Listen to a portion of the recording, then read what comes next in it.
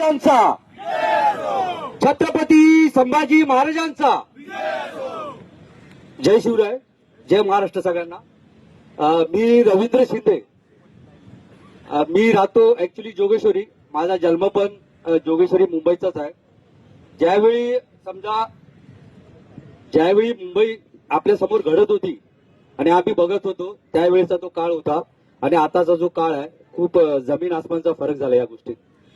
तर त्या काळात सगळे मराठी, आपल्या आजूबाजूला पण मराठीच वस्ती, मराठीच लोक, कोकण पट्ट्याची असू दे, पश्चिम महाराष्ट्राची असू दे, जिथून जिथून आली ती स्थायिक झाली तिथे.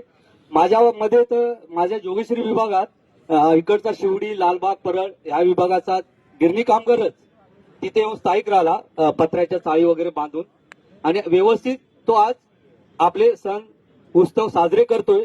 पण तिथे काय झाले, परप्रांतीय जे लोंढे, जे मोकळे भूखंड वगैरे होते, आपल्याला वाटायची पडीक जागा ही काय करायची, आपल्याला याचा काय उपयोग, आपल्याला आपण तिथे कचरा वगैरे की आपल्या घरातली घाण वगैरे टाकायचो. त्या सगळ्या रस्त्यालगतच्या जागा, जो आता लिंक रोड झालं, लिंक रोड बोलतो आपण त्याला, तो लिंक रोड त्यावेळी होता का?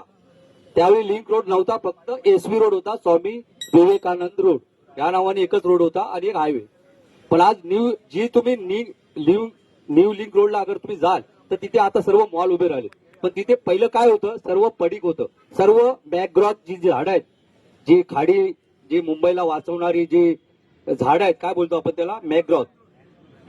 हा मॅनग्रोथची जास्त ती झाडे, त्याच्याने काय होतं, जे समुद्रालगतचे जे पाणी आहे, भरती येते, आवटी येते, ते त्याला थांबवायचं एक संरक्षण भिंत समजा ती होती. पण ती आज काय केली, आता पण चालू आहे, असं नाही बोलत. कांदिवली, बोरिवली, मालाड या पश्चिम उपनगरात गेलात तर तुम्हाला परिस्थिती, कधी नजर मारून बघा, परिस्थिती खूप गंभीर आहे तिथे. मग ते बुजवत गेले, जे डोंगर होते आपले ते कापून, झाडं होती, जसं आता फक्त आरे कॉलेज राहिलंय आणि आपलं नॅशनल पार्क, दोनच एक हिरवं बोलतात ना, हिरवा पट्टा एकच राहिला, ते जेवढा ऑक्सिजन मिळतोय, नाही ते सर्व सिमेंट कॉन्क्रीटचं जंगल झाले. ह्याच्यात आपल्याला ते फुफ्फुसाचे रोग वगैरे, कॅन्सर वगैरे होतोच आहे, आपल्याला तो दिसत नाहीये. पण पुढे परिस्थिती तुम्हाला कळेलच काळांतराने. पण मला असं बोलायचं आहे, मी भाषण नाही देत आहे, मला बोलता येत नाही, मी सहसा माझा अनुभव सांगतोय मी, कारण मी जे बघितले ते तुम्ही पण अजमावलं असेल. पण ही परिस्थिती पुढे अजून भयानक होते, त्याच्याने मलाच कसं तरी वाटायला लागले. म्हणून हे बोलतोय की त्यावेळी ज्या सुखसुविधा आम्ही अनुभवल्या, जशा आपल्या विहिरी होत्या, बावड्या होत्या, गेल्या कुठे? जरा पाण्याचं संकट आहे तर आपण जाणार कुठे उद्या? त्या बावड्या आपल्याला होत्या, जरा त्या बुजवल्या गेल्या, डोंगर कापले गेले. हे विकास होतोय, पण विकास होतो त्यामुळे तो आपल्याला फायदा होतो का? विकास आपल्यासाठी होतो का, हा प्रश्न होतोय मला. आज आपण जातो, ट्रेन मधून जातो, 4थी सीट नाही मिळत आहे. आता मी सकाळी आलो तर मला उभ्याने यायला लागलं, तर मी आजूबाजूला बघतो अरे कोण आहे ते, त्याच्यात 2-3 मराठी असतील, बाकी सर्व तेच होते. पण विषय सगळ्यांनी सांगितलाय, सगळ्याचं एकच आहे गंभीर, हे परप्रांतीय लोंढे.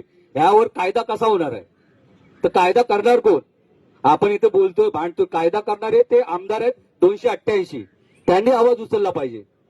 ते 48 काहीतरी खासदार आहेत आणि किती 227 नगरसेवक, हे कधी बोलणार आहेत? हे सगळे आपापले मतदारसंघ सांभाळतायत.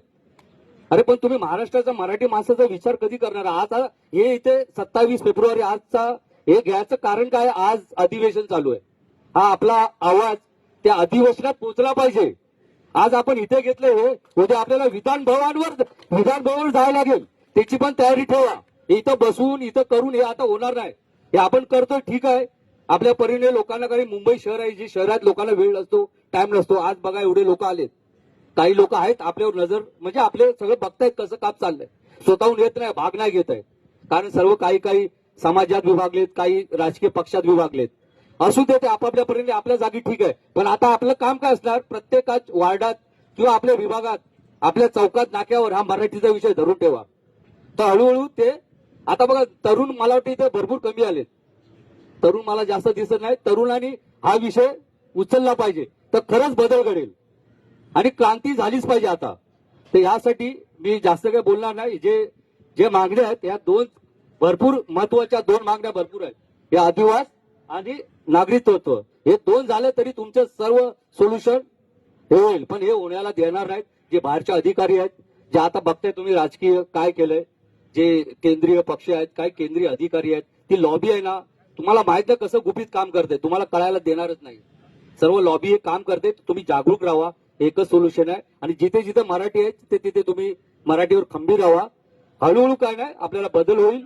मसुरकर साहेब सारखे व्यक्ती आपल्याबरोबर आहेत, त्यांनी आम्हाला, ते चांगले वक्ते आहेत, अभ्यासक आहेत आणि सर्व अनुभव आम्ही त्यांच्यातूनच निघून आम्ही आमची एक महाराष्ट्र संरक्षण संघटना, पहिले मी मराठी होती, मग आम्ही महाराष्ट्र संरक्षण संघटना, त्याच्यानंतर आता हे स्वायत्त महाराष्ट्र, आणि आता एक भाईंदरची आहे मराठी वाटते एकीकरण. हे सर्व एकच आहे, पण सर्व आपापल्या विभागात आपापल्या परीने काम करतात. सर्वांनी एकमेकांना सपोर्ट करा, सर्वांनी एक काहीतरी होईल. आम्ही जसं आता सह्या मोहीम घेतल्या, 40 का 45 सह्या मोहीम झाल्या प्रत्येक रेल्वे स्टेशनच्या बाहेर, जिथे गर्दी होईल तिथे त्या सह्या मोहीम घेतल्या. लोकांना विषय पटले, लोक बोलत होते हे झालं पाहिजे झालं पाहिजे, पण करणार कोण, कसं करणार काही माहिती नाही. म्हणून हे आहे, हळूहळू होईल. आपण प्रमोद मसुरकर साहेब आहेत, बाकी हे स्वायत्त महाराजची टीम आहे, आम्ही पण आहोत. सगळ्यांनी मिळून करू, आज नाही तर उद्या बदल होत. एवढंच बोलेन मी. जय हिंद, जय महाराष्ट्र, जय शिवराय.